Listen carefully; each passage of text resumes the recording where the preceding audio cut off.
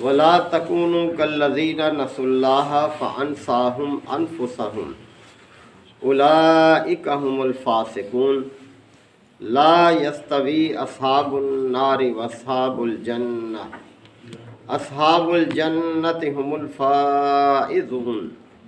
لو انزلنا هذا القرآن على جبل لرأيته خاشعا متصدعا من خشية الله وَتِلْكَ الْأَمْثَالُ نَضْرِبُهَا لِلنَّاسِ لَعَلَّهُمْ يَتَفَكَّرُونَ صدق اللہ مولانا العظیم۔ سورہ الحشر کے یہ دوسرے رکوع کی آیات ہیں۔ اللہ تعالیٰ نے اس سے پچھلی آیت میں اہل ایمان کو اس بات کی تاکید فرمائی کہ اللہ کا تقوی اختیار کرو۔ اللہ کا تقوی ہی وہ چیز ہے جو انسان کو برائی سے محفوظ رکھتا ہے اور نیکی پر قائم رکھتا ہے،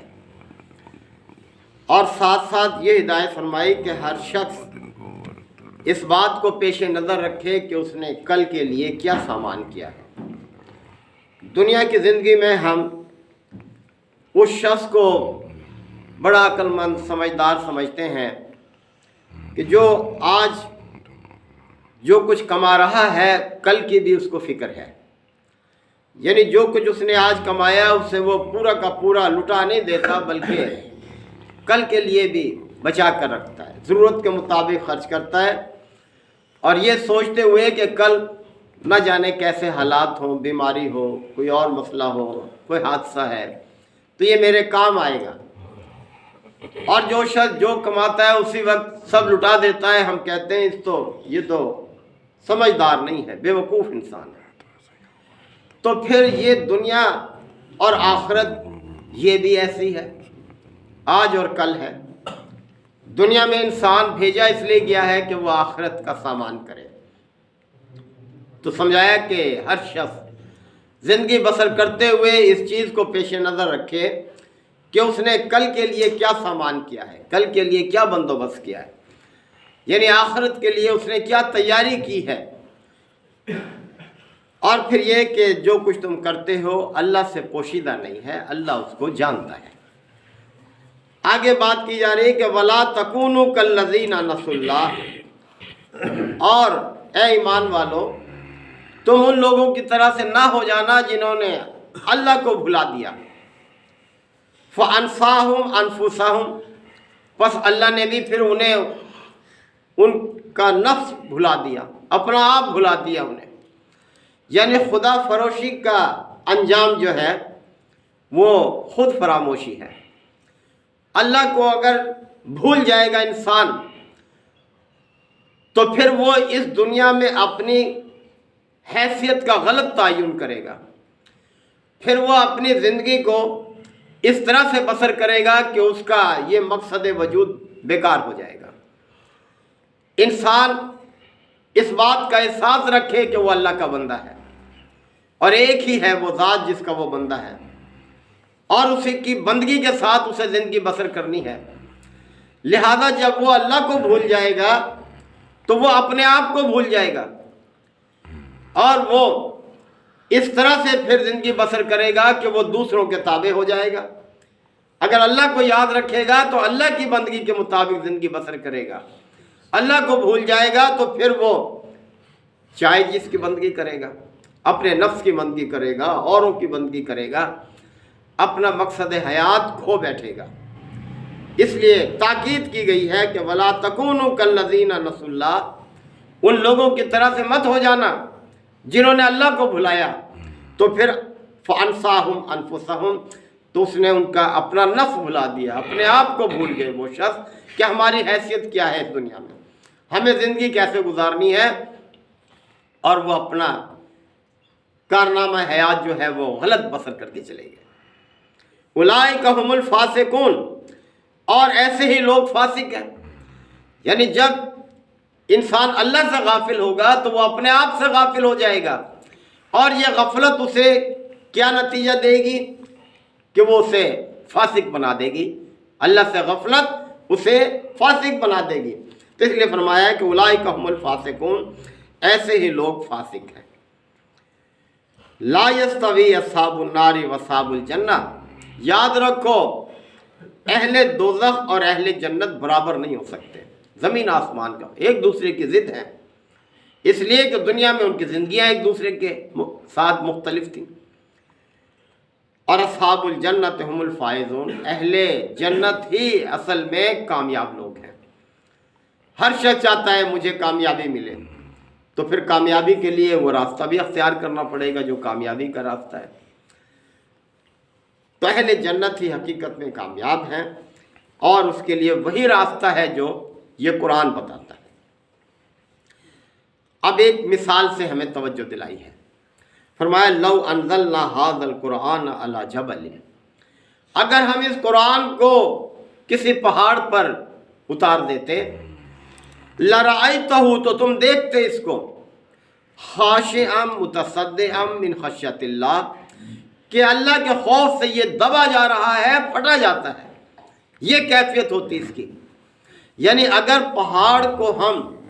وہ فہم، وہ شعور اور وہ ادراک دے دیتے جو انسان کو ہم نے دیا ہے، کہ دیکھو تم پہاڑ کو یہ بات واضح کر دیتے کہ ایک ذمہ داری تم پر ڈالی جا رہی ہے، اور ذمہ داری کے حوالے سے جواب دہی ہوگی اللہ کے ہاں، تو وہ جواب دہی کے خوف سے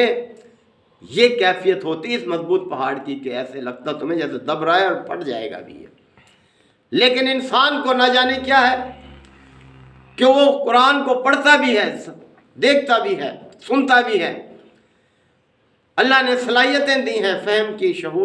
شعور کی، ادراک کی، لیکن نہ جانے وہ پہاڑ سے بھی سخت ہو گیا ہے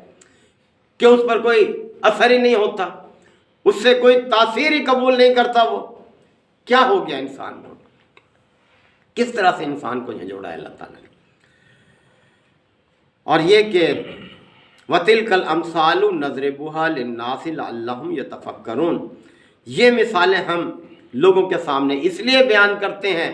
کہ وہ غور و فکر کریں۔ انسان کو غور و فکر کی صلاحیت دی ہے اللہ تعالیٰ نے،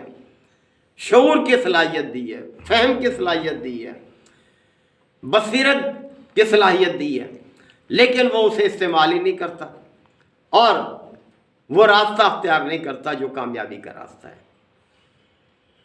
هو اللہ الذی لا الہ الا ہو،